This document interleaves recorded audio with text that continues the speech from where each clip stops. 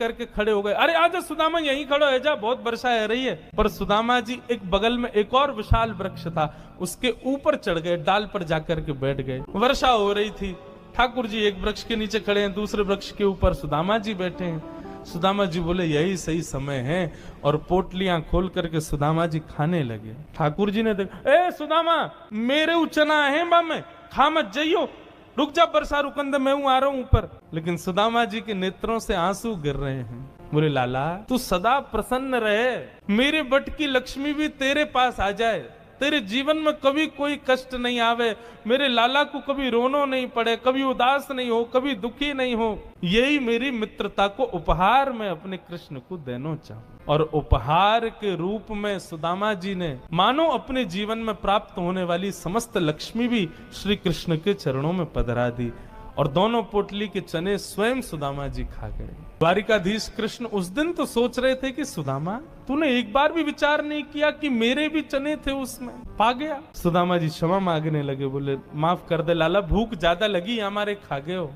लेकिन वास्तविकता कौन जाने, सुदामा जी महाराज फटी टूटी झोपड़ी में रहते हैं, उधरी हुई धोती पहनते हैं, अन्न जल का तो कोई ठिकाना ही नहीं है, ऐसे घर में रहते हैं।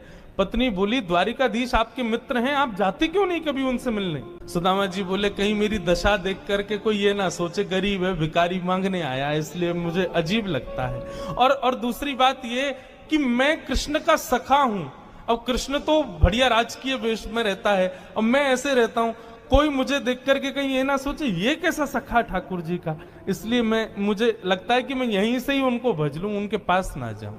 सुदामा जी की पत्नी ने सौगंध दे दी, तुम्हें मेरी सौगंध है, जाओ द्वारिकाधीश से मिलके आओ। पत्नी की सौगंध मान करके सुदामा जी आज विचार करने लगे, जाऊं? कृष्ण ये तो नहीं सोचेगा कि कहां से आ गया, कुछ मांगने आया है। कृष्ण तो नहीं सोचेगा, लेकिन उसकी पटरानियां, उसके राज्य के लोग, महामंत्री आदि, ये सब तो नहीं सोचेंगे। सुदामा जी को बहुत संकोच हो रहा है, लेकिन पत्नी की सौगंध है तो निकल पड़े। पत्नी ने 4 घरों में जाकर के अलग अलग एक एक मुट्ठी चावल लिए, जानबूझ, क्यों?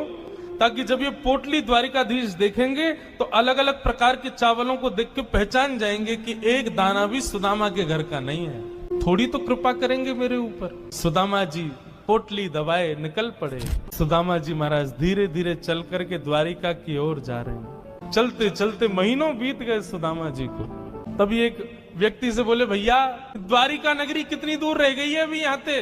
व्यक्ति हंस करके बोला भगवान आप गलत आ गए हो। बोले गलत, कितनी दूर आ गए? बोले अभी आप कम से कम 50 कोस और पीछे जाओ, वहां से एक रास्ता मुड़ेगा।